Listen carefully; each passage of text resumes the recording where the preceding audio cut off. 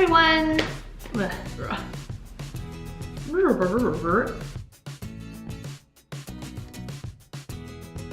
Welcome back to my blog.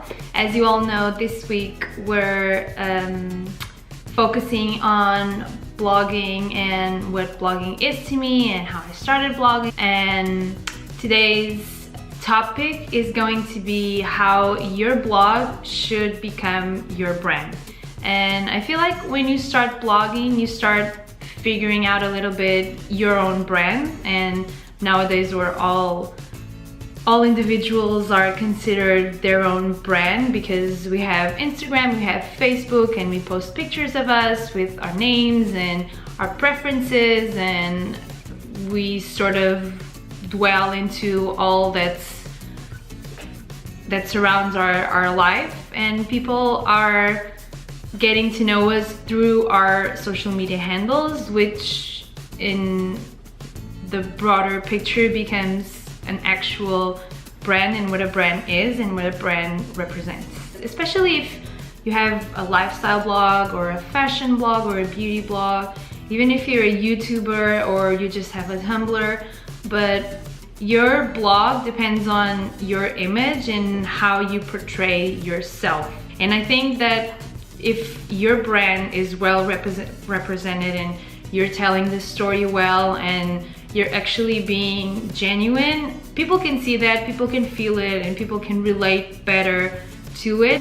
But yeah, so let's talk about how your blog should definitely become your brand and why. My number one tip is to focus on your about page, your bio, your profile picture. So anything and everything that people are gonna make contact with first is essential, because that's the first thing they're gonna see or know about you. So it should be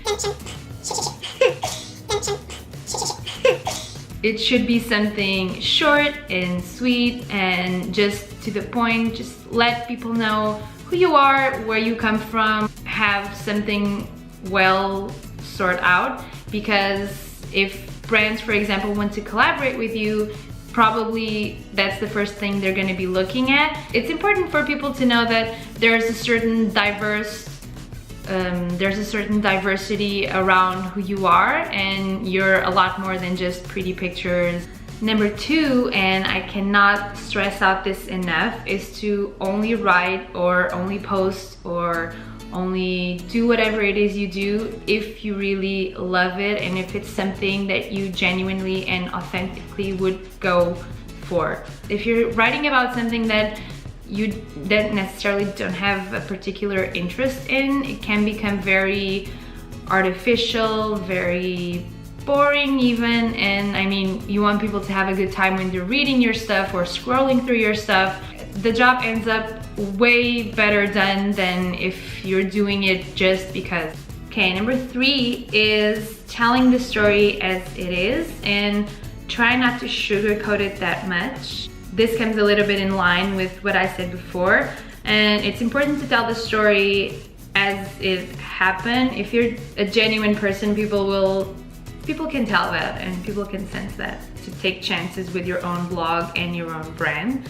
I think it's very important to always be trying out new things and trying to challenge yourself, because otherwise you're always going to be doing the same things and people probably will get a little bit bored. So make sure you're always researching for innovative content, or you're always challenging yourself to do something new. And this brings us to our last point, which is trial and error. And the thing about blogging is there's no right or wrong. So just make sure you try it out, you do it. Don't be afraid to take risks, because I mean, this is supposed to be fun, you know? Don't take it too seriously, just try to make your own things. I started making videos even though I think I make a fool of myself. But I mean, at least I'm trying, at least I'm putting myself out there, I'm experimenting with new things and I'm testing my boundaries.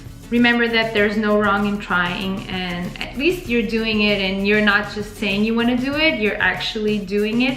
And that's the most important thing when you have a blog or your own brand. Okay, and that concludes our video for today. I hope you guys enjoyed it and these tips are somewhat useful, whether you have a blog or not. I'll see you back here really soon, hopefully. Let me know in the comment section if you guys enjoyed this video, if there's anything else you'd like me to talk about regards to blogging or anything else I might have spoken about throughout this week. And I'll see you on I Life You tomorrow for a brand new post.